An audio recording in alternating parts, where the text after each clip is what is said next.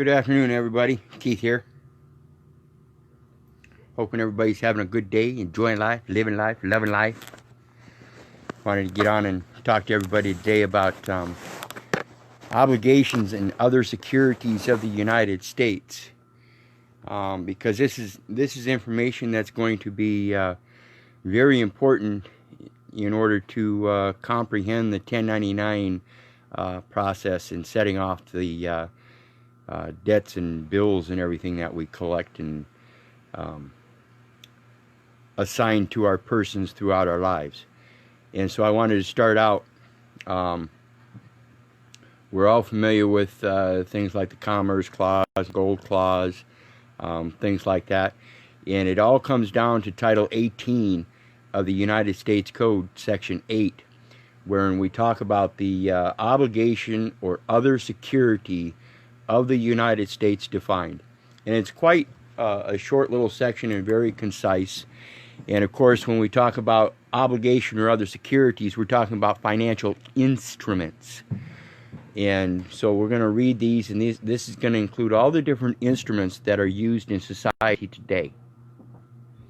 And it says, the term obligation or other security of the United States includes. And remember, when we talk about the word include, it includes everything after that. And that's why this section starts with includes, rather than naming a bunch of securities and then ends with includes and then one word, restricting it to just one word. This has include in the beginning, so everything after it is included. So all obligations of the or other securities of the United States includes all bonds, certificates of indebtedness, national bank currency, Federal Reserve notes, Federal Reserve bank notes, coupons, United States notes, Treasury notes, gold certificates, silver certificates, fractional notes, certificates of deposit, remember that one, as well as coupons, bills, checks, or drafts for money drawn by or upon authorized officers of the United States. Remember that little micro print that always says authorized representative? Who are you a representative of? Are you a representative of the Social Security Administration? Is that Social Security Administration a subcorporation of the United States? Of course it is. And so thereby you are an authorized representative of the United States. And it says drawn by or upon authorized officers of the United States. Stamps and other representatives of value. Now it doesn't say what kind of value. Comprehend this part, people. It does not say what kind of value. It does not say intrinsic value. It does not say extrinsic value. It does not say bullshit value. It does not say coffee bean case value. It does not say anything except value.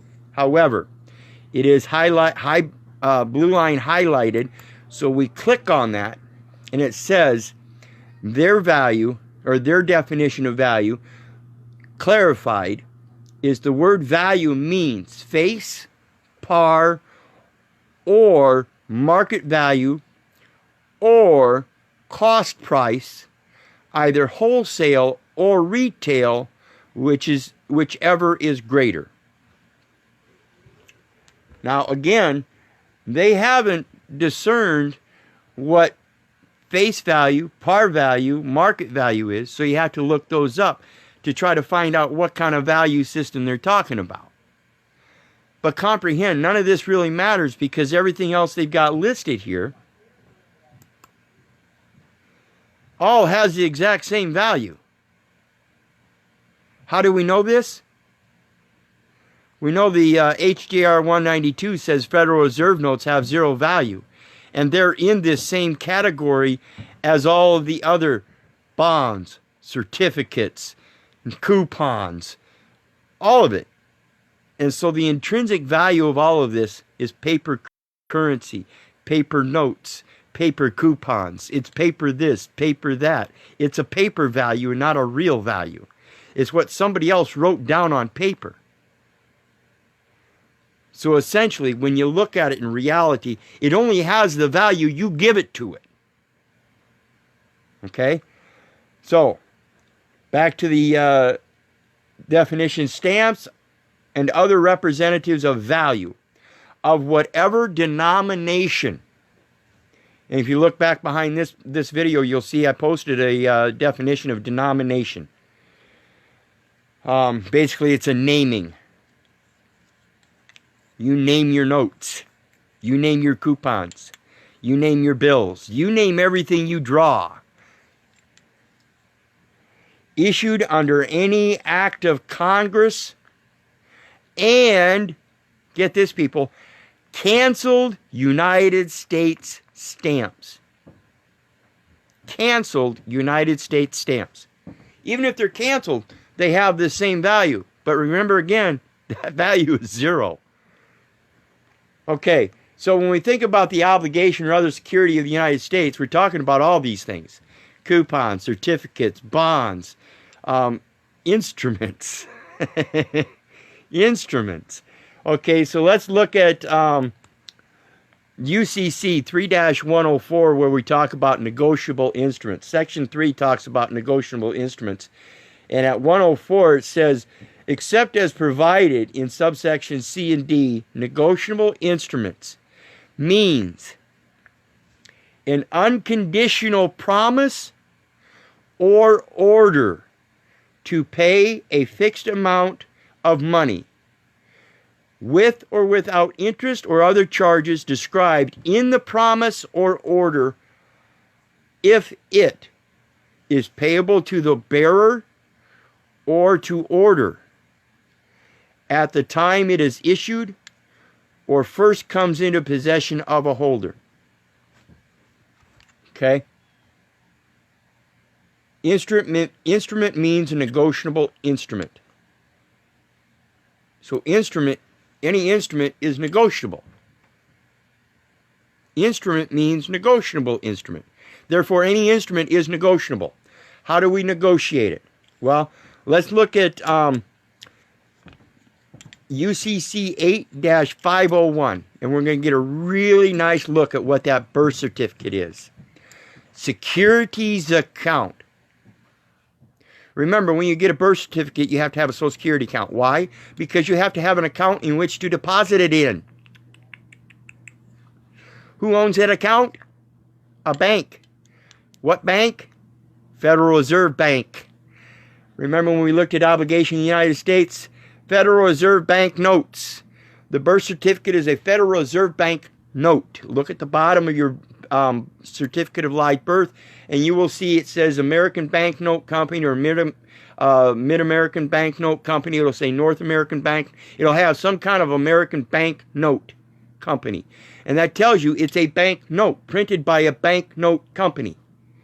Okay, so that is an obligation in the United States. And when we read this, securities account, acquisition of security entitlement from securities intermediary.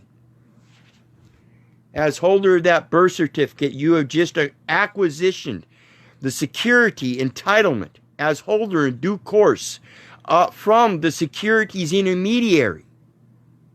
Okay, and it says securities account means an account to which a financial asset is or may be credited in accordance with an agreement. With an agreement.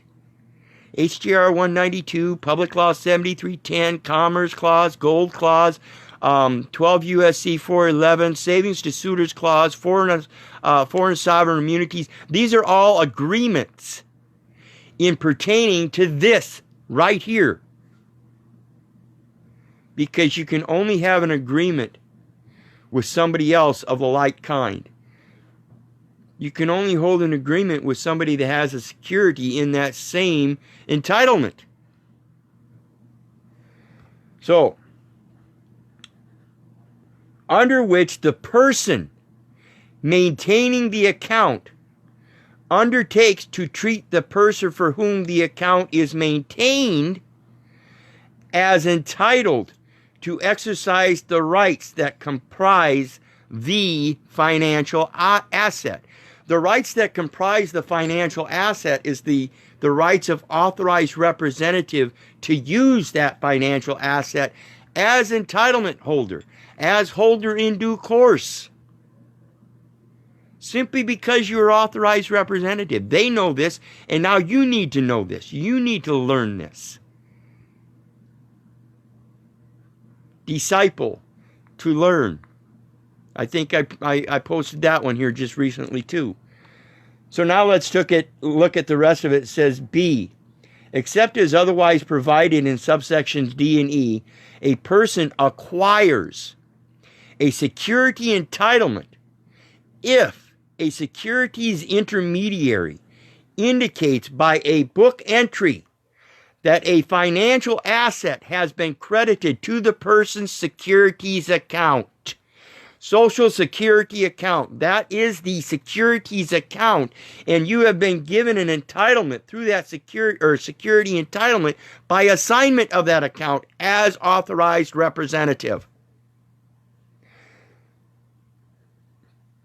2, receives a financial asset from the person or acquires a financial asset for the person, and in either case accepts it for credit to the person's securities account.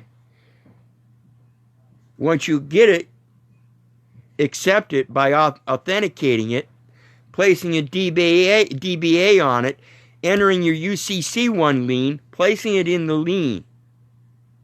You have now placed paramount security interest in that person, proving that you are a holder in due course and have entitlement, and that process enforces that entitlement.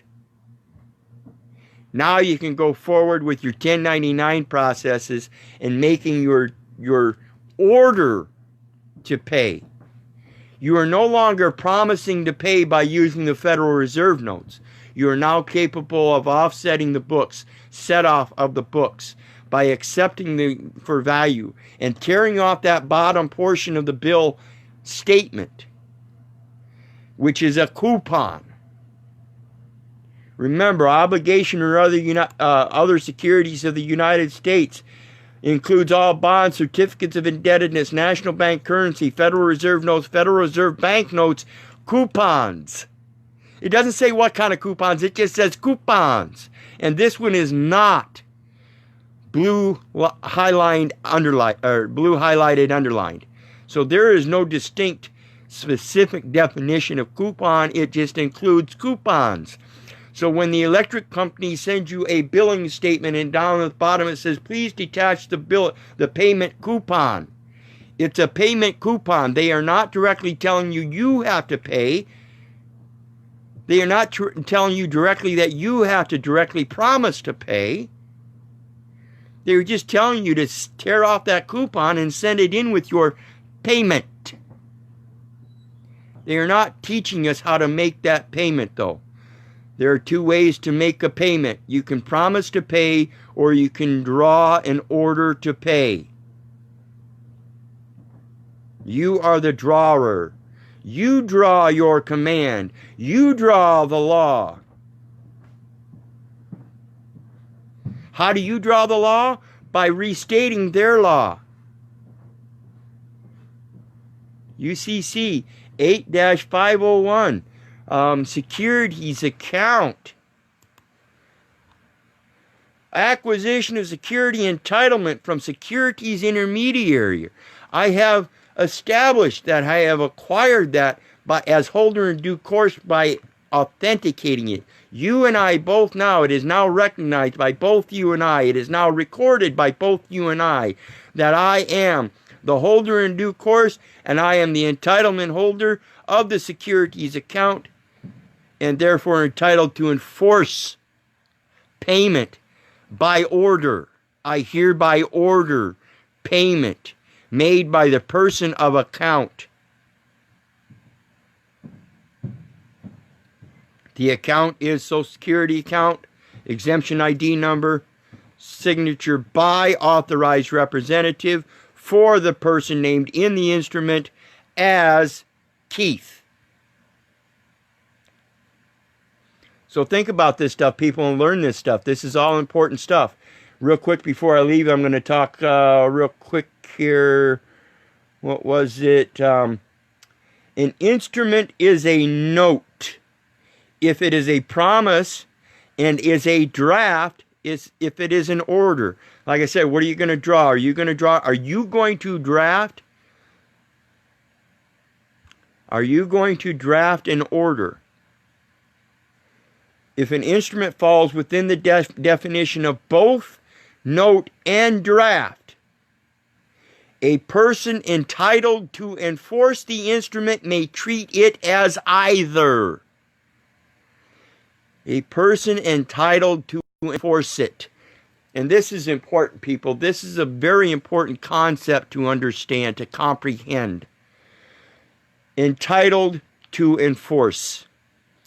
In regards to child support orders, in regards to child custody cases, in regards to checks, anything, any instrument.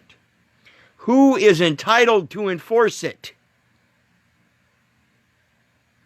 You are. Yourself is the only one entitled to enforce it, because yourself is the only one that can draft the payment order. United States can't draft the payment order. The judge can draft the payment order in a capacity, but he's committing fraud in doing so. He is committing executor daison tort in doing so. And we have to rise up and educate ourselves. We have to be disciples of knowledge.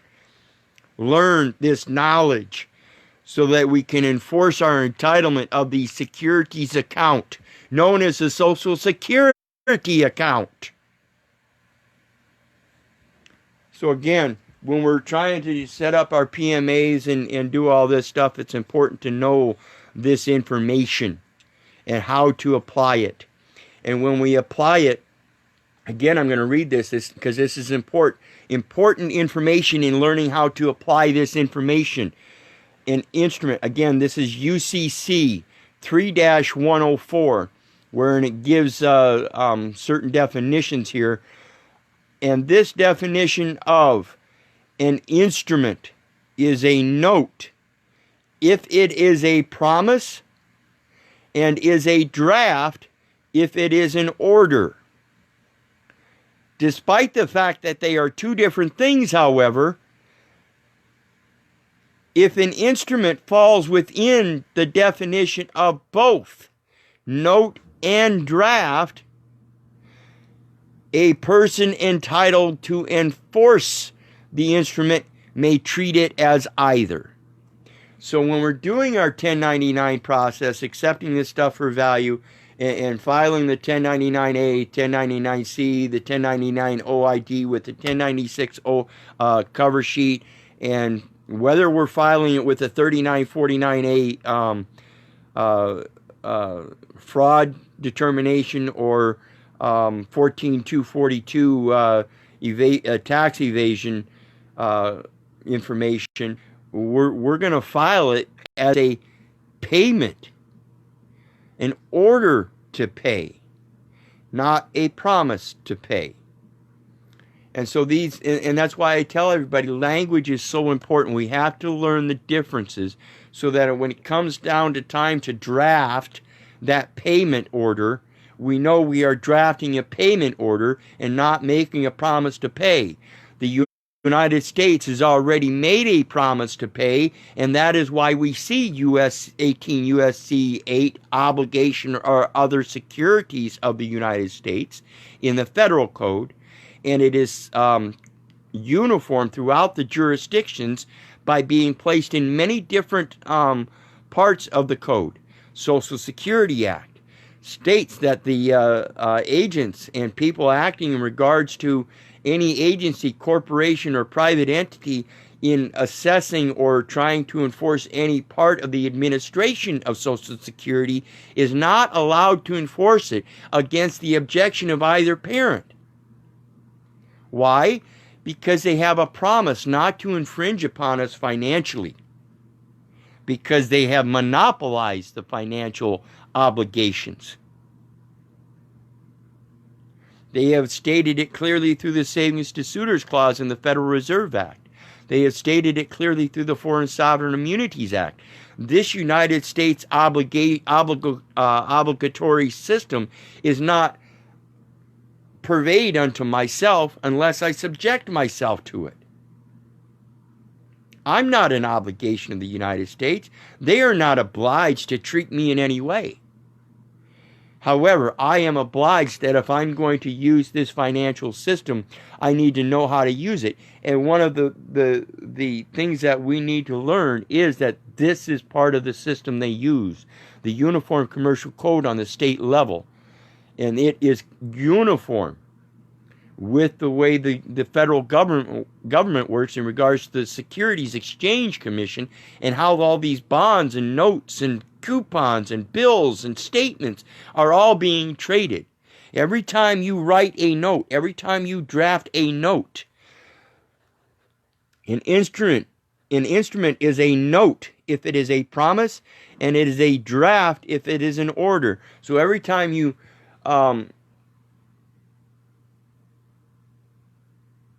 make a promise or an order, you have to know what you're doing.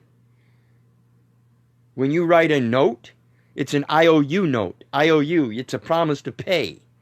When you write a draft, you're now drafting it into payment. You're now making that payment. It's no longer an IOU. It's no longer a promise. It's a payment. So once you receive that billing statement, you take off that coupon and you draft up the order of payment, finalizing the promise that the government is obliged for that security. Okay? So think about this stuff, people. And like I said, I'm going to keep putting videos out in regards to information pertaining to the PMA and how we use this 1099 process with that PMA.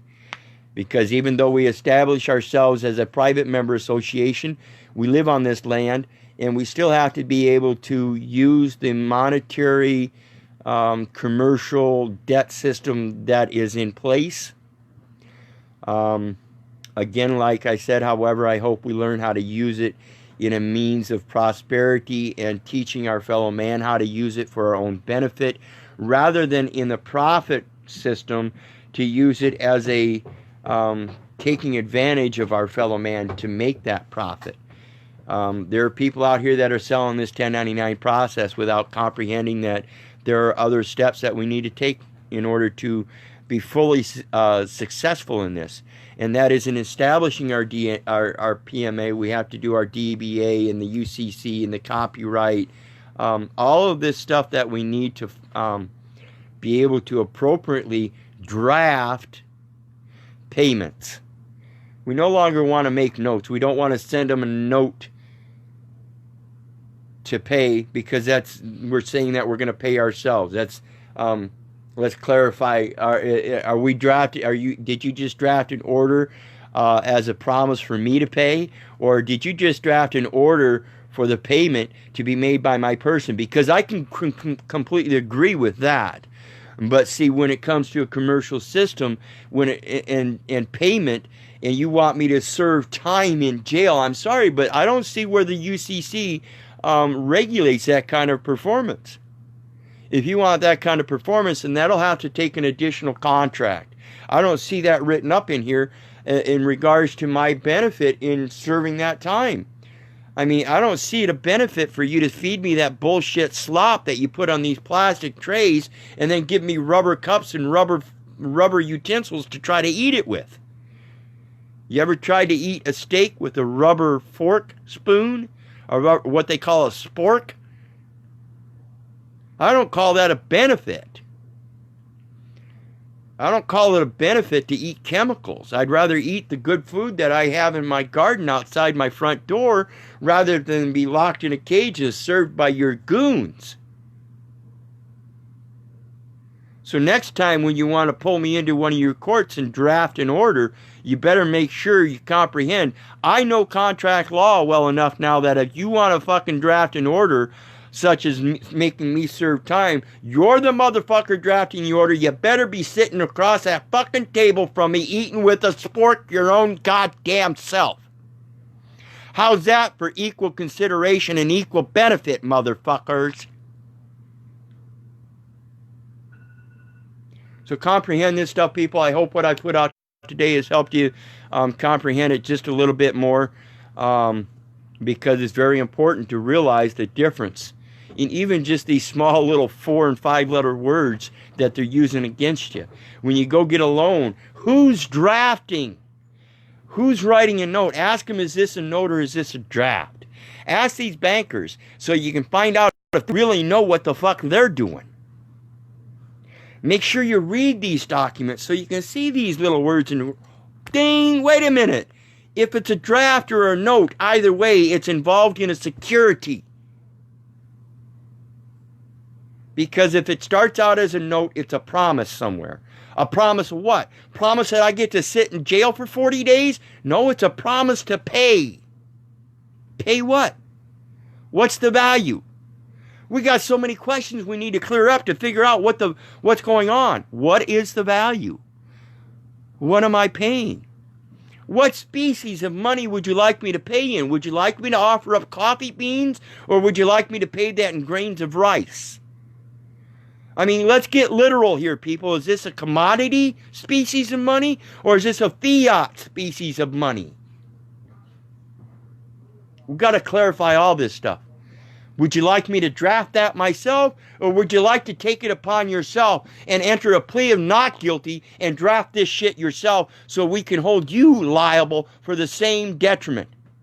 Or would you like to give equal consideration so you share the equal detriment or equal benefit, and have this motherfucker sitting right here write a check for both of us? Isn't he the public trustee? Isn't he the one that's liable? Well, let's make this contract between us work for both of us in equal consideration, equal detriment, so this cocksucker here will sit in that jail with us if we make a mistake.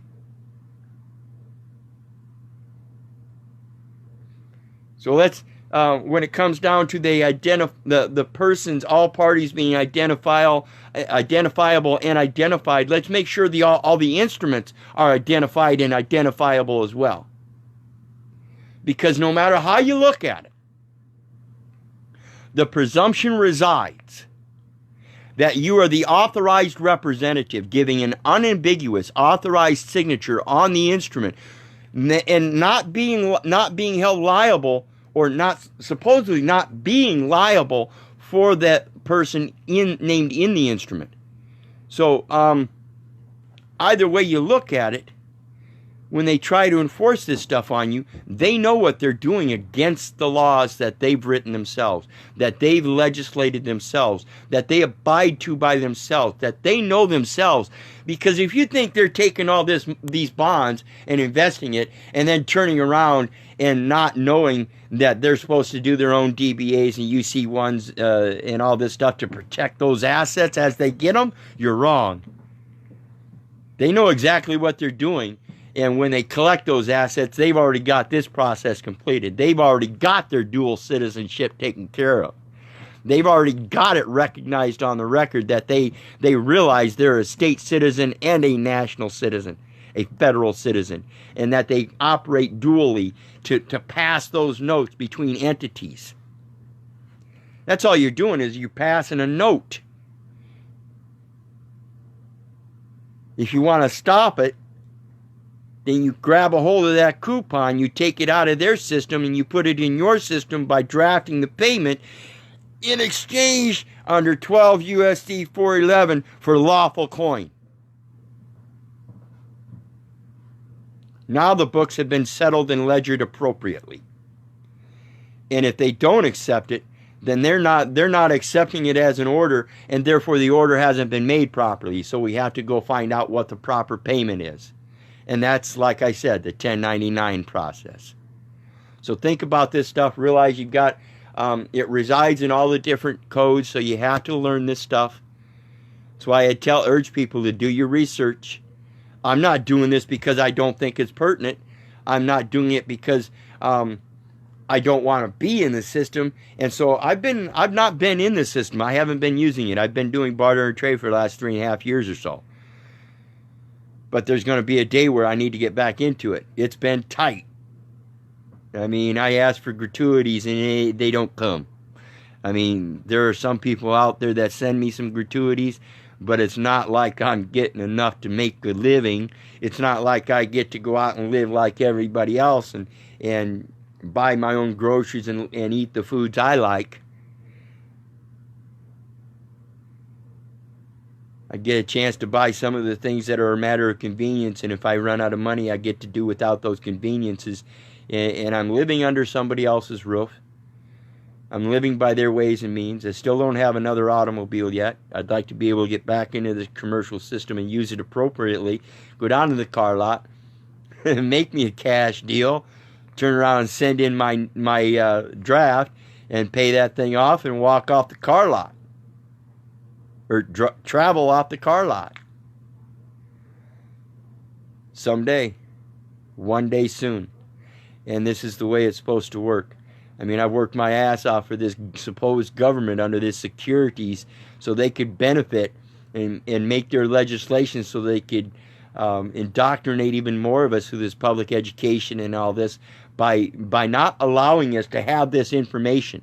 I mean, if they're sitting on these benches and they're doing their job under equity, which is all under fair and impartiality, that means that they are supposed to disclose the information we require in order to attain this knowledge. Instead, they're purposely holding this knowledge back, and that is not equitable. No matter how you look at it, it is not fair and impartial to hold knowledge back, period. That is the value. The time and information that you acquire in that time is knowledge. And they are not supposed to be holding this back. We're supposed to be standing with our brothers side by side. And so when it comes to any kind of commercial financial debt system, the only way to be fair and impartial about it is to give forth the knowledge so we know how to use it. Once again, like I said, for prosperity and abundance, and not as a system of profit wherein we take advantage of other people in order to get that profit. Plain and simple.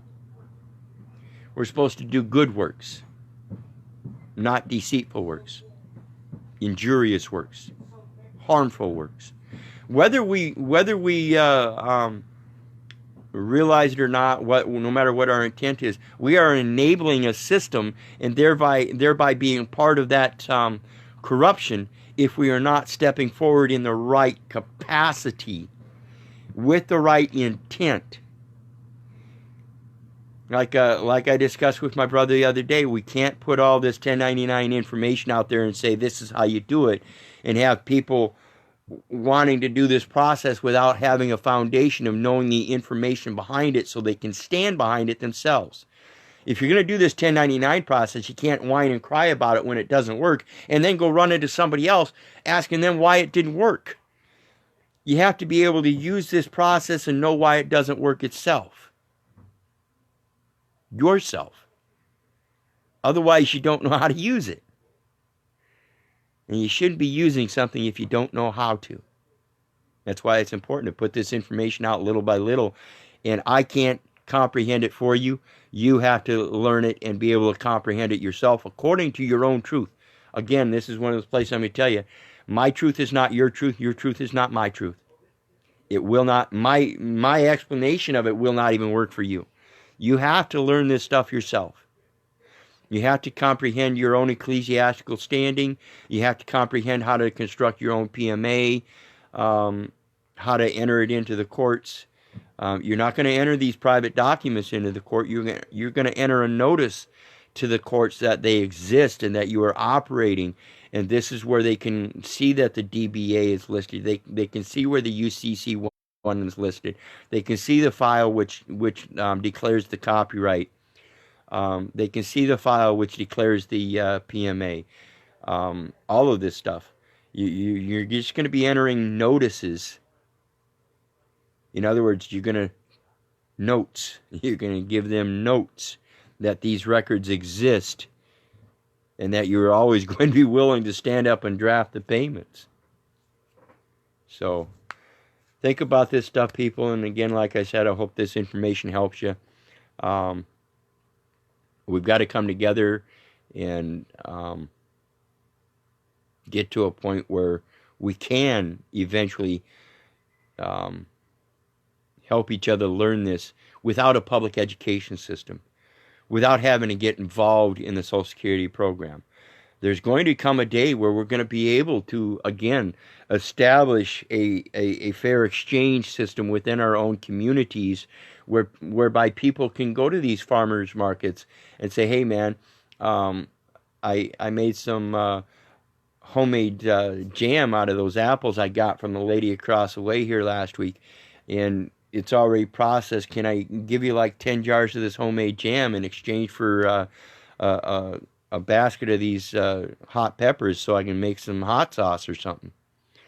You know, and then the next week you go back and you've got 10 jars of hot sauce that you can trade for another guy for something else. And you slowly acquire this stuff, and you get your own services that are acquiring goods in exchange. There's all kinds of ways you can do this, people. You don't have to use a currency. You can use commodities in exchange. The coffee bean case is a perfect example. What species of money would you like me to pay that? I could care less if you pay with coffee beans. You got it, sir.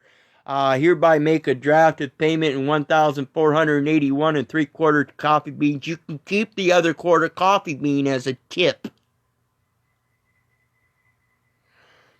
And so when we learn the different terms and conditions and words that they're using this stuff, we can start learning how to use that to our benefit.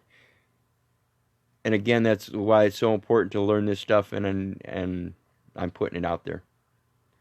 Putting it out there for you guys. I'm comprehending it. And like I said, I'm going to be putting my documents together here soon. And on an individual basis, from that point on, I will be helping people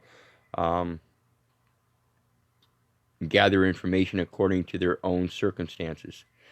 For instance, my UCC1 lien isn't going to have a whole lot in it. Like I said, I quit the commercial system because I don't have any other dependents.